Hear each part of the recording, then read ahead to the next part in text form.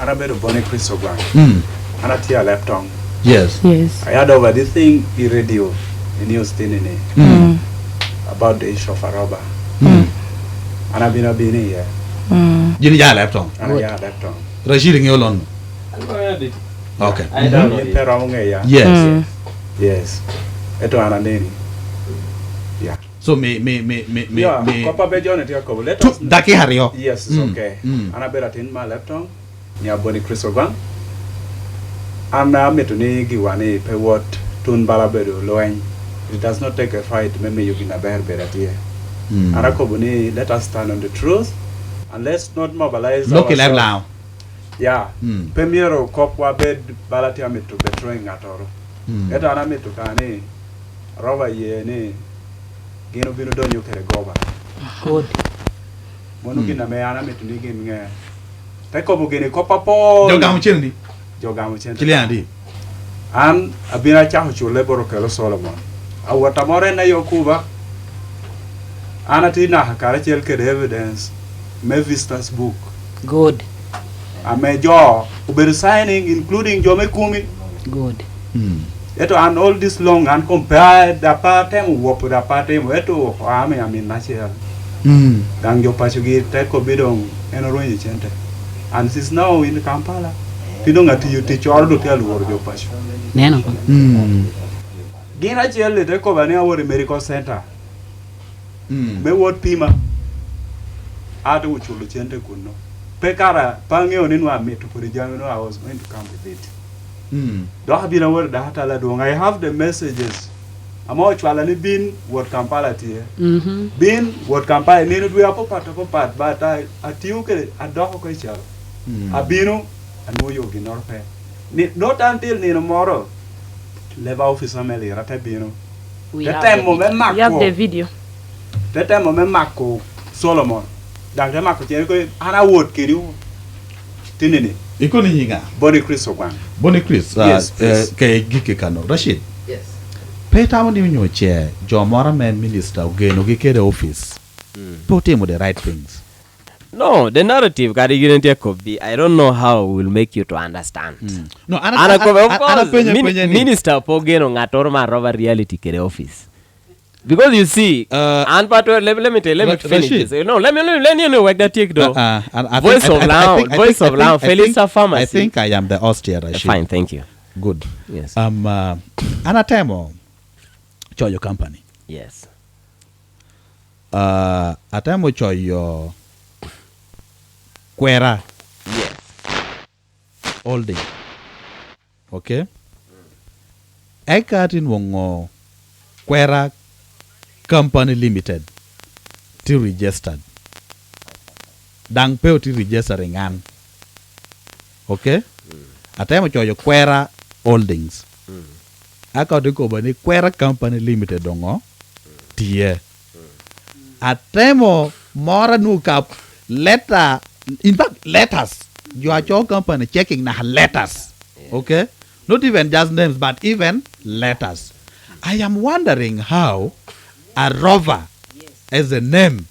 Tikeda rover cooperative, Keda rover reality of different directors. Yes. And can I talk to you? Yeah. You can now come in. I also wrote Lango Muslim Community Limited. The Lango Muslim Community.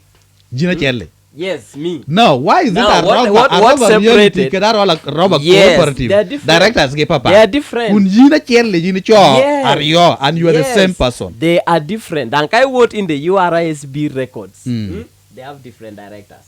Now, Germany do it. How did, unless Johnny Peter Kobo Teni? Yes. Or many mat. That will be very close to that rover, really. Maybe you can,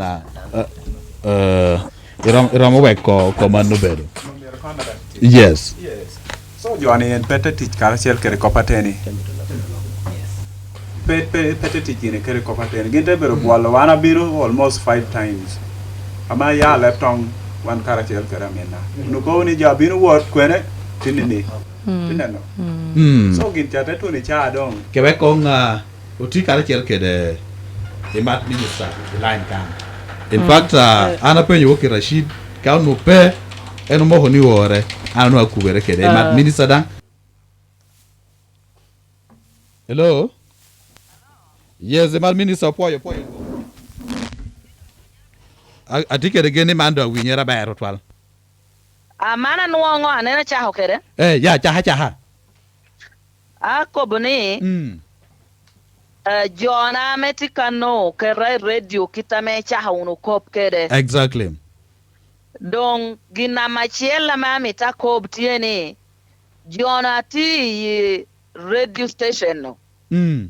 Kohogi obino chaho chwalo. Ipiario wiario. Anna chalo minister aloko pikom jo aworo aho. Yes. Achwalo jo aho. Ento ka achwalo jo aho mira nuong company ame angeo ni jo mere anangeo me kabaloro ti mere pedo ha awora moa nuwa go chima te kobani yin atiu keri me chwalo jo aho ngo ti mere. Do ati companies are deka me wegi gidushi yai tumalo me Uganda. Chelo luoni Apollo's Investment. Yes. A chelo luoni Ekal. Amedang nyaha chel at ame tiu kunu tiu Saudi Arabia. Ubedu dong manager me Ekal Saudi Arabia. Tebeda Rover Reality. Ama Rover Reality ngara chel ame yai lao ame ana ngeo. Ubedu director chel yai West Nile. Now, company ni a Rover Reality kede Apollo Investments. Bala ko hame onu yai me bojo yampe onu yai te a Rover. Paul Gio yai te Apollo Investments. Yes. Amedang Apollo Investments te tie kukopo ko. Na Mario te bedo a Rover me u miogi oda me teru joy karame World Cup. Yes. Ikarame World Cup no joy ti ameto jo Apollo. Ola jo amengeo kitamo tiu kedo yoru nami te wori te company ni jo pira bir we are deck e World Cup ento joni kayinde chwalo CV ko ugoyi chi mete mu interview yo no duchu bero kanu ka tenu tiu ko boko tenu binu ko ukero gi mete mu interview kayini timo omirni nuoi tikere passport adon kometie pien kade timo interview tero ko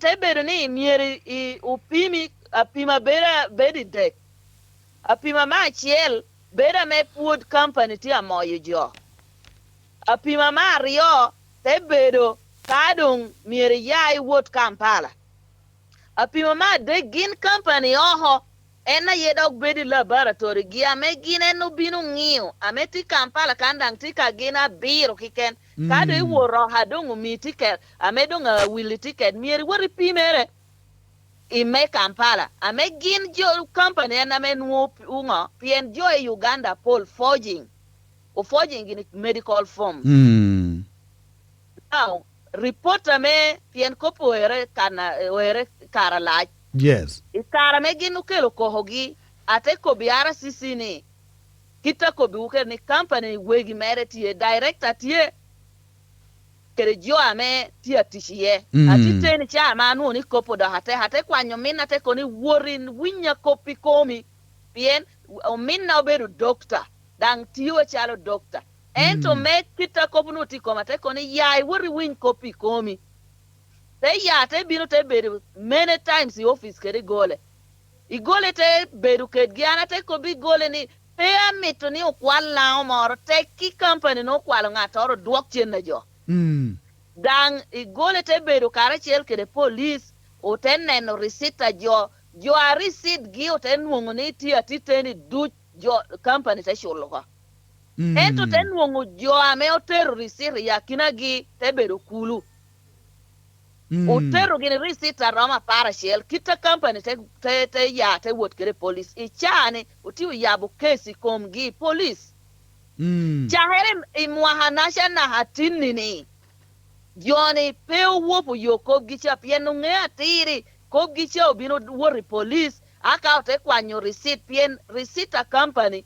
bedu kere porre dek bedu kere porre mo puano te mi yin ngata me chulo chenne te bedu carbon copperio icha gino woro tosho receipt out take to serial number ginu gam receipt bor wore gi oteta me otet jo adongo chulo ko ote wote neno serial number police ote nuongo ni serial number me receipt gi peti arwate kede carbon copy tia kobo nying jo apat ikare no te yani odore gini ote convincing jo chulo chani bin kon gi dore jo te kwero ko te dongina dek ote kong dongina bich ate yani odore gini dore cha unuo bedo wi biedo donyo pier no da declare ko ne achui lira city ote chulo gini woro dore dango te kwanyo gini NTV ote kelo te chulo NTV ko ana penye ni jo ngata me peramo raising chilling lahachiel ramo ya te wod luongo NTV te chulo NTV chulo NBS chulo jo du so achi chekere tieni woba luongo ni Okulu Steven kere nyaha luongo ni Farida ubedo jo tia tike gi wibie dan kai nen social media awor macha ano miange ngoa gino ti utimo ni du kitu woro atina hakere recorder me parliament kitu kulu woro kere atina ha recorder kitameo ngoa geno kobo kunu kere meetings gi du tibora amejani du wora macha gino wori press conference du yo anu ti kunu du wano ti ungeyo minister ana mitokane akobko magiki yes ana bedo minister ana bedo ngata ti chiente ka jono ti akoni utigini mia bishiel chupti kana chwalo ichawa ne achupe adok kwan jono un jo me radio luongu jo mia bishiel lo bin gini kana me ngeu ni jo mia bishiel ramo gore ye ana pangi uba ubin gini ministry me gender I receipt gi du ngata tishikom gi abedo permanent secretary me ngeyu ni jono ti akobateni ani chani ajalle ni luong jo mia bishiel lagi no ti ukobono bini receipt gi du basha ne napango pienan pa bera chan basha ne napango ukwani receipt gi no ubin gini kede wano kwanyo jo me arova te bini office kadi gi no mitu binu kede RCC ame okoboni ubero dana ma agwa kukugino gino kwan police du chumito ubin memi yukopi tum kai mitu ununi unuong jo e lao kanno ame akoro gi agadingi memmo kuni jono ti akobugoba ana jalo ko chani a chupti kan wano uchuli gi bach ukwanjo mia bishiel lokel kan chulu gi donwe Kampala bino gini kan ka pe ko bino gini kan jo mia bishiel lo kobu ko chawani dia me wod gini office RCC ana ti awinyi chani ko mogino ko jo mia bishiel ana bini ko makere chienne chaw maybe ndo akike chienne gi ko awena motor jo mia bishiel good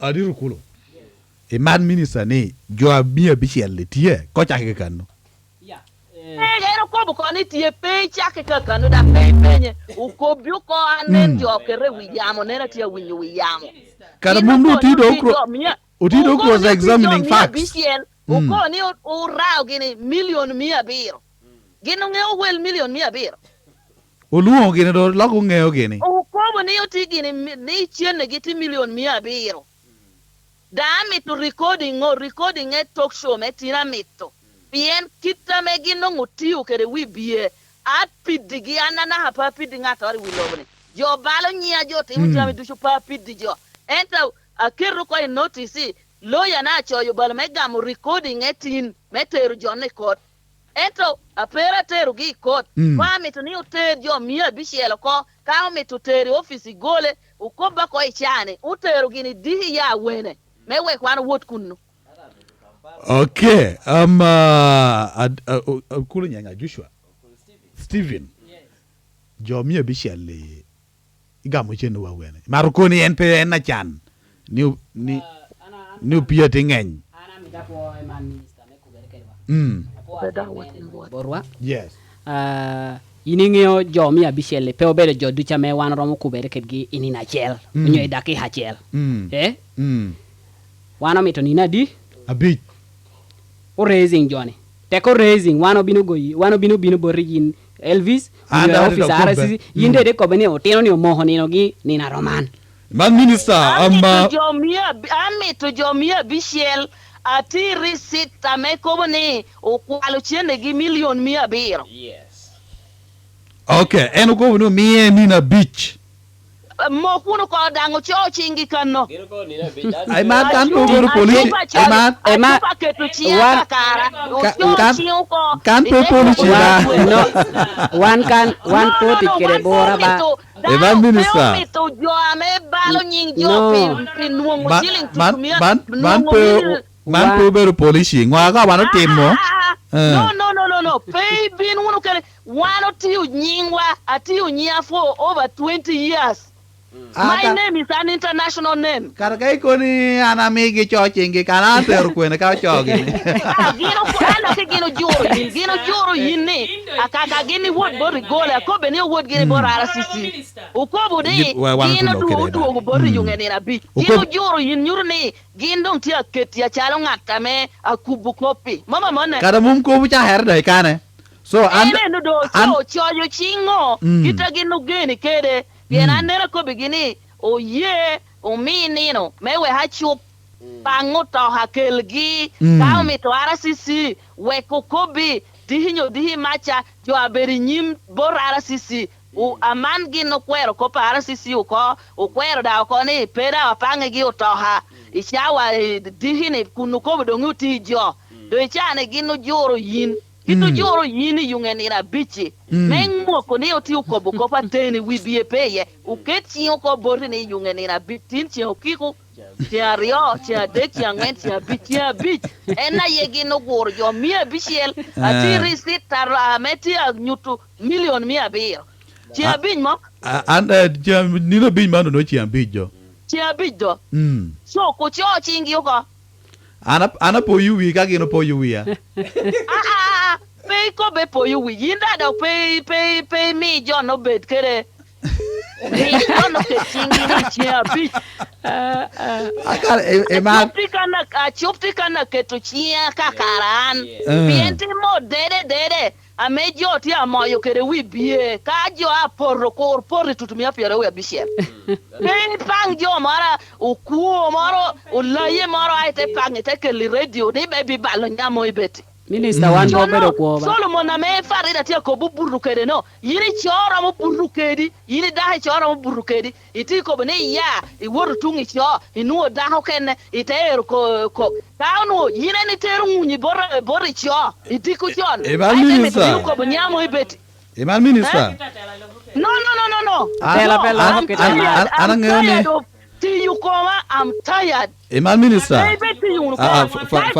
Farida yin lengi. Eman minister. Farida kai kwanyu munyiter bot Solomon. Eman minister. Eman minister. Ana ya. Ana fenyu yina liga kanga to kwanyu munyoter bot cho. No company mirte moye. Kanu manu bere cho her me jenda. Uno lebut ya bere to ko wak ping pong. Pien God walk ka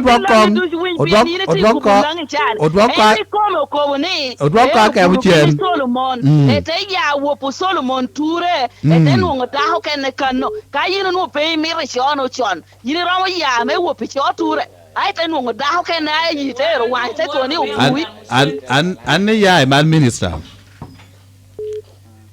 ti winjamo ati winyido otimdo kiti angeo kita yini ko bokere wana cha program kanu koni do kana tia koni copy rombe do copy wibie juatia koktia koni no gino pekere issue me politics now you me yini miyo ge kare megini moyo jogi cha eka yini tiyo either bini koni onyeoro ngato me bino bade kede gi it is very okay ngoro tin mat ko ni mom ana koni na machel genu geni o cho chingi tia bisha ana ti ready da bini million 100 an pe bini ko ma kwanyu chena me jo me company million 100 binu kede lira an mitoni jo mi bishel du bedatie mono na machel na mario receipt tametia nyutu million 100 ame na hari company pe ora chene morbon ngata da 2 million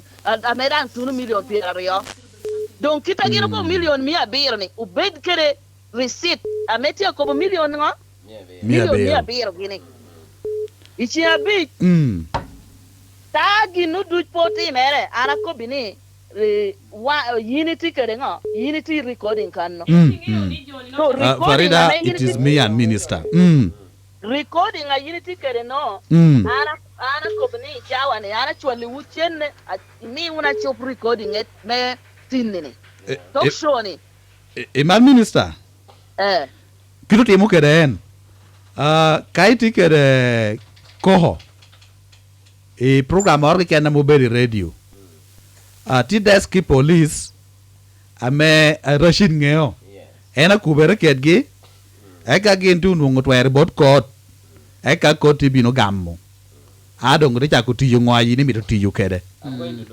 ame manu kero pe procedure attack even 1 hour or 2 hours nuin woko Monu pe hope yeah kadi pe code dang Uganda communication UCC dang tikere rules amo gamo keda pe wo record mandang tie so I know it very well so PhD do yin pe bal ka yin pe cooperating me yo ana ticket yo me UCC ame abedo ame angeoni kana mit to recording ame pe mi una gamo through UCC kala mumda do to cooperating ana could be procedure mera do ngatia chen la ba nu ka ba mi yini ko me ko to pe obedo procedure ame ka joti atelle ame ya word about you ko acha he borri kai kwero ate word about UCC UCC te ordering mi unu to gina shaka kwero una choba about UCC so acha ke cho about manager me kanno yes ka manager kwero pi gina en ngeo ata tima pin UCC te mi you order ka de kwero unu dang one UCC lances in wuko ado ate ya word kwere ate do ya word record so yame otemi Uganda ne dushu chaher ke gino lone administrative action that is true command very clear andong anda tamani pecha wa modio wa amuru amele mono da do suspend yon ko for now obino kwano don kwena ento ya yom ni yini kubere maybe ka en ngage nyinga okulunga Stephen nyoka Stephen gira kubere kedi are ti responding kita gida ko ni pola kar yindo pegam kin gini kubere kera piena na hani pero nena peda ati komgi ginu ngeo ngao ti komgi ngame obinu bodgi karame otero ko gi borara sisi ngo miu pe ko miru wod bod jonasha o miru beru luongo nyan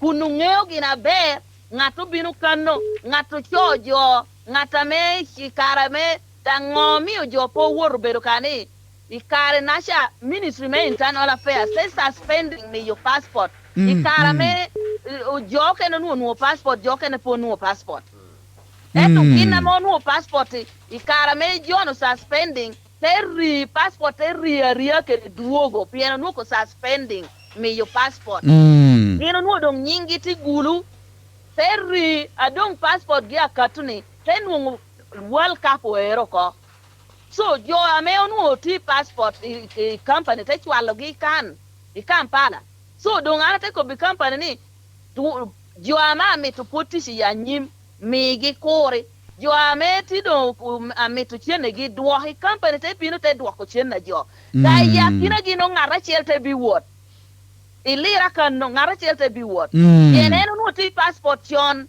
ente wot kedu nami da me yu nying okay so gina me mi ogi po wor po berni company no peti ametotero gi oberni ministry me internal affairs they suspending almost a month ame onu poti ame your passport ikara gino nga woten ngo passport then ngo ni World Cup ero ko yo ja te rodo company ka jo me company te dong cho yu na me ame onu ticket passport ena yete would the company ichani atia loki yo yama me ukwero kopedore te koni gin ukoro wot yo man dana chel yo angwen tia kata achalo security tu gamo gini 3.5 million per month yo dek tia tishi Dubai International Airport da chela wor macho recording himself airport actually platform dangin dushu koni uchako recording chwalo me langi ngeni gin woro jo ang